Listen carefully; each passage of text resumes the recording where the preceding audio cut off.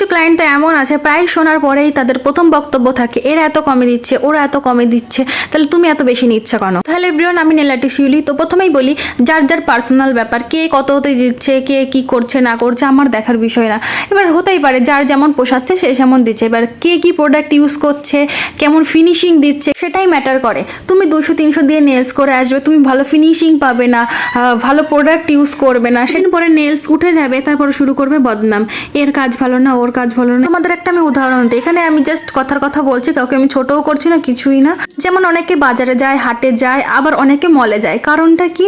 সবাই ব্র্যান্ডেড জিনিসটা চায়, মানে যারা বোঝে, যারা মলে যায় তারা ব্র্যান্ডেড জিনিসটা বোঝে, কোয়ালিটি বোঝে, তারাই মলে যায়। যাই হোক, বাদ দাও, শুধু এইটুকুনিই বলবো, তোমরা এতক্ষণ ধরে বসে থাকতে থাকতে তোমাদের কষ্ট হয়ে যায়, অধৈর্য লাগে, তাহলে ভাবো আমরা ঘন্টার পর ঘন্টা বসে কাজটা করি, তাহলে আমাদের কতটা কষ্ট হয়।